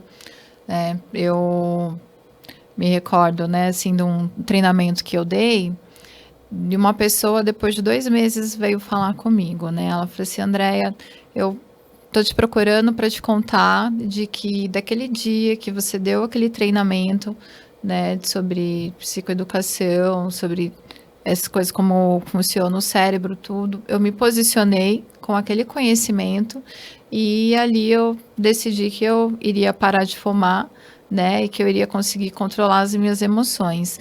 E aí ela aguardou 2 meses para depois vir me contar isso e falar, assim, olha, faz 2 meses que eu estou sem fumar. Então, assim, vejo que o conhecimento, né, conhecer como a mente funciona e você entender como lidar com esses pensamentos, ele transforma a sua emoção e o seu comportamento. Então, essa é uma ciência importante para poder ser levada, ser difundida e levar a transformação de vida das pessoas, né? E aí eu uso o slogan Conheça sua mente, transforme sua vida, né? Dentro desse exemplo aqui que eu quis trazer para vocês. Muito bom, e combina com o versículo bíblico, conhecereis a verdade, e ela Sim. traz, de fato, a libertação. Então, Sim. muito obrigado pela companhia aí, pelo conhecimento de vocês. Eu quero também agradecer a sua audiência, a sua companhia, te pedir generosamente que você curta, comente, compartilhe. Normalmente a gente discute aqui um papo voltado mesmo aos empresários, mas eu acho que essa discussão extrapola, né, o CNPJ. Então eu queria te provocar também a compartilhar com a sua esposa, que não é a sua sócia, com o seu marido, eventualmente, que não é o seu sócio, e vocês poderem levar para dentro de casa, porque no final do dia isso vai afetar a família, vai afetar tantas áreas, né? Então, quão importante estar bem mentalmente, a saúde emocional, estar em dia, e fica aqui a nossa contribuição e nos ajude a continuar levando isso para mais pessoas, de novo curtindo, comentando e compartilhando, porque este é o alimento dos algoritmos. O nosso alimento é saber que nós estamos fazendo a vontade de Deus através dos nossos negócios, porque no final do dia, sucesso é muito mais do que lucro financeiro, é sobre impactar vidas, como a Brain e a Cognitree têm feito, e manifestar o reino de Deus. Muito obrigado pela sua audiência. O que você está fazendo por vocação? Você precisa entender qual a sua vocação. Indo ou ficando, vá para aquilo que Deus quer que seja feito. Você não vai ficar rico porque teve uma boa ideia simplesmente. Você vai ficar rico porque tem um propósito. Minorias, é o que eu chamaria de mercados étnicos. Agronegócio, água, tecnologia, globalização. Eu sugeriria a área da sustentabilidade. Por que as empresas têm investido tanto em sustentabilidade? Será que não é pela fidelização dos consumidores? O que tem se desenvolvido mais rapidamente, categorias como moda, como saúde e beleza, como casa e decoração. E, finalmente, a área de energia. Nós estamos diante de um cenário em que a gente tem as mudanças culturais e tecnológicas muito importantes. Essa mudança de cenário tem desafiado a igreja a ter conhecimentos específicos e saber utilizar essas ferramentas para a glória de Deus. O Tela Masterclass é, para mim, exemplar nesse sentido.